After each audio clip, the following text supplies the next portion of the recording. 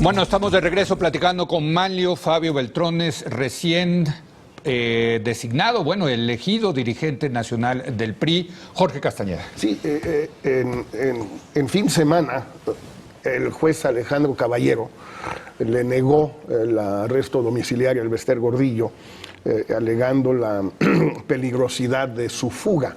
Y ella misma. Tú hiciste unas declaraciones la semana pasada que voy a leer tal cual que a mí me impresionaron mucho, pero quisiera que desarrollaras un poquito lo que dices. Hoy la defenderé en plenitud. No puede haber casos de excepción simplemente por tratarse de una política mexicana. Espero que alcance el beneficio. Ojalá y tenga un lugar digno y no ostentoso donde vivir, que por cierto tengo entendido que Elba sabe muy bien que si sale algún día no va a irse a Bosques de Santa Fe, sino al departamento donde vivía en Galileo desde hace 25 años. Pero que no está mal, por cierto. No está, bueno, tiene que vivir en alguna parte. Sí, pero es que parecería que se va y no se va a un lugar ostentoso, es Polanco. No es del Infonavit, no. Pero a ver, ¿qué está pasando? La parte que yo menciono ahí que defenderé es la reforma en la que yo participé. Yo participé en una reforma en donde se le da la consideración a todos aquellos mayores de 70 años y que tienen problemas de salud para tener una prisión domiciliaria o un arresto domiciliario después de esa edad. El comprobar o el probar que cumple con todos los efectos le toca a los abogados. Yo defenderé esa reforma, es aplicable a todos aunque sean políticos. Pero si cumplen con esos requisitos, yo estoy seguro que debe de estar viviendo una prisión domiciliaria hasta que acabe su proceso. Puede tardar como 15 años. No sé.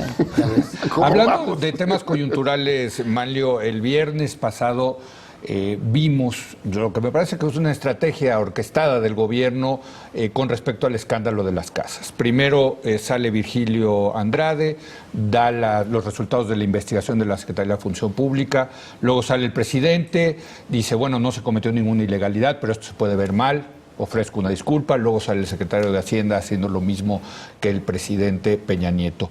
¿Cuál es tu opinión de este tema de las casas? Le ha pegado durísimo a la popularidad del presidente, a la credibilidad del gobierno y a la credibilidad del PRI. Es inocultable. Es inocultable, como inocultable también está que es impecable el fallo que hizo jurídicamente hablando el secretario de la Función Pública. Leído y releído lo que él declaró, y estoy seguro que tiene suficientes fundamentos para decir que no se violó ni una ley ni se cometió un acto ilícito. Quizá en el futuro lo que se necesita es legislar sobre el famoso conflicto de intereses, que hoy es mera interpretación. Pero ¿qué nos dices más allá del tema jurídico? El tema de la percepción de la opinión pública de que se hizo algo, de que estuvieron mal, el tema de las casas. Y estuvo mal, es así, que el mismo presidente de la República ofrece disculpas. Yo no recuerdo, Jorge, a un presidente de la República en México, tú debes de saber más, a nivel internacional y en México, que haya ofrecido disculpas por haberse equivocado en algo. Pero en este caso, al final de cuentas, no quiero decirte que eso subsane, pero no lo recuerdo. El que recuerdo yo es ese extraordinario discurso de López Portillo el 1 de diciembre del 76. Pidiendo perdón. A los pobres. A los pobres. Sí. Bueno, no es exactamente, lo mismo, ¿no? Sí, no le pidió perdón a los pobres. Sí. Héctor.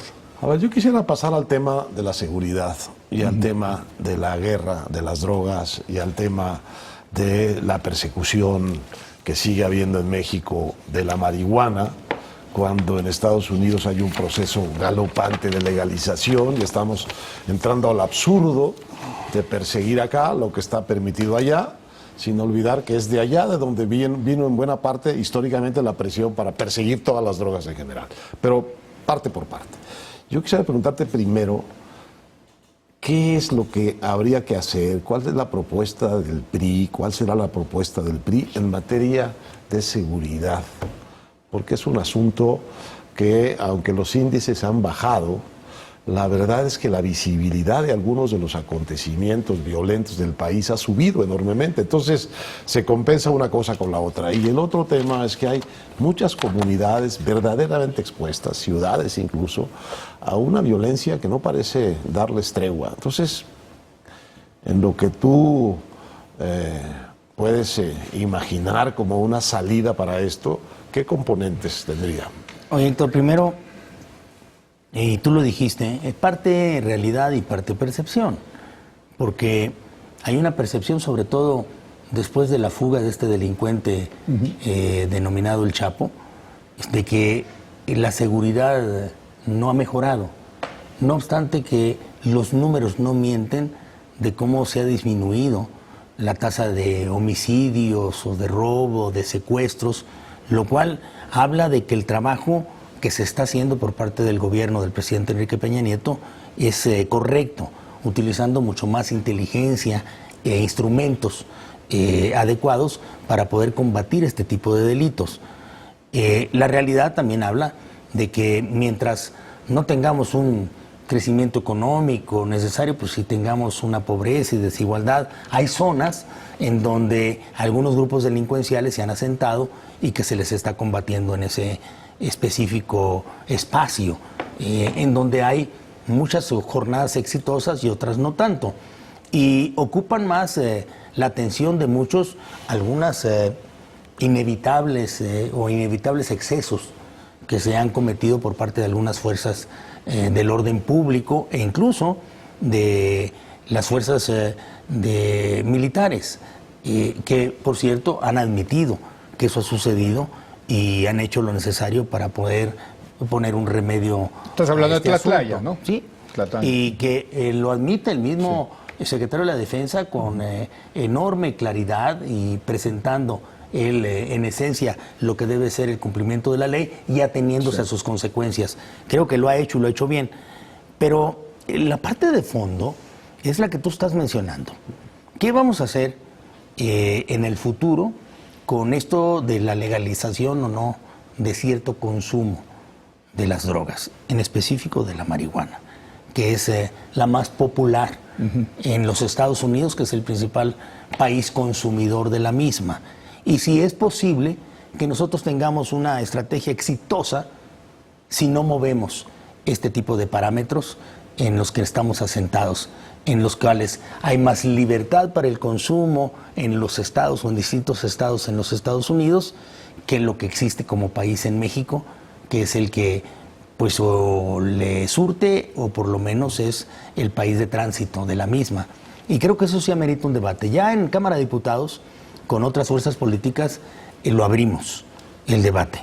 Es un debate que debe de llevarse a cabo no nada más aquí, sino en conjunto con los mismos Estados Unidos. ¿Hacia dónde nos vamos a dirigir? ¿El PRI va a hacer alguna manifestación en el sentido de abrir este debate? Sí, porque cómo no. habemos un montón de locos que estamos hablando todo el tiempo de eso y organizaciones, pero la verdad no pasa. Mientras no venga, creo yo, un polo de convocatoria político realmente de peso, el debate no se va a arrancar. Veo en los Estamos partidos friegue y políticos... friegue, y conste, 6 semanas. Veo en Friegue y los friegue. partidos políticos de más avanzada, como PRD, una corriente muy importante que impulsa el debate al respecto. Nosotros haremos algo propio. Porque fíjate, Sí, a sí. ver, una de las cosas que podrían hacer es, viene la legalización en California en noviembre del año entrante. Más o menos ya están juntando el dinero para juntar las firmas, para ponerlo en la boleta y va a ganar. Bueno, no le convendría No van a al tener país que ir físicamente a presentarse, tomarse una tomarse foto, cada uno de bajo los que apoyen. protesta decir verdad, Con su con notario. No, parece que quieren facilitar las cosas, no dificultarlas. Bueno. A ver, ¿por qué no tratar con el PRI justamente en el DF, donde ya hay un PRD más bien a favor de la legalización en el DF? El jefe de gobierno más o menos lo ha dicho, luego se nos raja un poquito, pero en fin, damos un paso para adelante, uno para atrás, pero ahí va. El PRI tiene con el PRD y una presencia en el DF que podría contribuir a esto aquí, y al presidente le serviría enormemente, porque cuando llegue a Naciones Unidas el año que entra, la sesión especial, o llegue con Obama o llegue con quien sea, bueno, ustedes legalizan en California, yo legalicé, nosotros legalizamos en el DF y vamos a ir siguiendo de esa manera, vamos a seguir caminando así. No le convendría al PRI, que tiene una tarea enorme para recuperarse en el DF, porque no le fue bien al PRI en el DF, ¿por qué no pensar en algo que dé una visión de frescura, de modernidad, Sí, de sea muy juventud popular eso. en el DF? Es posible, pero yo no perdería de vista, Jorge, que lo que se haga en ese renglón debe de tener, más que de actitudes conservadoras o progresistas, un fondo de políticas públicas. Las políticas públicas de salud, las políticas públicas de atención a la juventud, las políticas públicas que delineen un nuevo México, un México que acepte más su realidad, pero es a través de políticas públicas más que de ocurrencias como vamos a ir caminando. Yo creo que como PRI, y sí, como PRI en el DF sobre todo, políticas públicas específicas que plantee a realizar el PRI deben ser bien analizadas. Déjame preguntarte sobre la economía, Manlio. Pues estamos pasando por un momento crítico. Es verdad que muchos de los problemas vienen de fuera. Tuvimos un lunes negro el día de hoy, en fin. Pero yo creo que sí hay cierta responsabilidad por parte del gobierno en lo que estamos viviendo en la parte económica. Y creo que la parte de la responsabilidad tiene que ver con la reforma fiscal. Te preguntaría, tú fuiste diputado, fuiste el líder de la bancada. ¿Fue un error la reforma fiscal y por lo tanto es hora de admitirlo y de corregirla? Sí, yo lo he platicado contigo y lo digo públicamente, no fue un error. Sí. Fue un planteamiento en específico como una política pública que buscaba, y creo que lo consiguió, evitar los abusos que se estaban cometiendo en distintas áreas en donde no se pagaban los impuestos. Vamos, pongo como ejemplo señero la consolidación fiscal, en donde se refugiaban muchos poderosos o empresas poderosas para evadir los impuestos mientras se cobraban en otro lugar. O lo que eran las simulaciones de las importaciones temporales de muchos de los productos que competían deslealmente internamente. Lo que se planteó en aquel momento era para otro México y otro mundo. Lo que yo creo que es necesario hacer es revisar qué es lo que es válido para este México y para este mundo tan incierto como el que estamos viviendo y qué le conviene al país. Estoy seguro que lo que no le conviene es ser inamovibles. Héctor. El tema del perfil del PRI, con las cosas que vas diciendo, va adquiriendo, digamos, una visibilidad interesante, porque estás incluyendo asuntos de transparencia, estás incluyendo asuntos de revisión del tema de la seguridad y del tema de las drogas, el tema de la marihuana. Por cierto, en el tema de la marihuana a veces se nos entiende mal, parece que estuviéramos queriendo que todo el país fumara mota. Lo que queremos en realidad es una política pública, una política pública mucho más inteligente y menos punitiva por delitos absolutamente menores que están legalizados ya en Estados Unidos en un proceso galopante y que provoca en México una cantidad enorme de prisioneros jóvenes, de presos jóvenes, a los que meten a la cárcel por portar marihuana y los meten a las cárceles y quién sabe, entran por portar marihuana y salen, quién sabe, convertidos en qué clase de criminales. Hay 16,000 jóvenes, hombres y mujeres, metidos solo en prisiones federales por portar marihuana. Y en la Ciudad de México, en el año de 2013, capturaron, encerraron, detuvieron, tienen presos a más de 3,000 jóvenes. Entonces, es una búsqueda de una política pública que establezca castigos proporcionales a las penas. Bueno, entonces perfilas... Y disminuye los absurdos en su combate. Perfilas un PRI... interesante. Y los costos. Sí. Porque Un PRI que va a apoyar pagado estas un reformas, precio un PRI que va a poner a sus candidatos a ser transparentes, un PRI que está en favor de regularizar el tema de los independientes, un PRI que está dispuesto a revisar las cuestiones fiscales. Sí, sí. Todo eso ya es muy interesante. ¿Cómo ves a tus adversarios? ¿Cómo ves al PAN? ¿Cómo ves a la izquierda? ¿Cómo ves a López Obrador en estas materias? ¿Les ves perfil? ¿Los ves interesantes como partidos? ¿Los ves debilitados? ¿Cómo los ves? No, los veo muy interesados en saber qué es lo que están haciendo. Cada quien está buscando su propio acomodo en la ruta del 2016 y 17, que lo va a llevar indefectiblemente hacia el 2018. Veo como el Partido Acción Nacional, después de tantos movimientos extraños, pues llega a configurar su próxima dirigencia, la enruta sobre todo para su trabajo legislativo, y un PRD que tomó una decisión audaz, que confío le resulte positivamente el de la renuncia de alguien que había sido electo tan impecablemente como históricamente lo señalaba, que nadie había tenido la oportunidad de conducir su proceso interno a través del Instituto Nacional Electoral. Sí. De tal suerte que confío en que esta fuerza progresista de izquierda encuentre su mejor espacio para seguir compitiendo hacia adentro contra otras fuerzas radicales de la izquierda que están sumidas en su no profundo para poder... Que es muy popular. Pues sí, su no profundo es muy popular. Es para que no pasen las cosas, pero lo vuelven el más conservador de todos.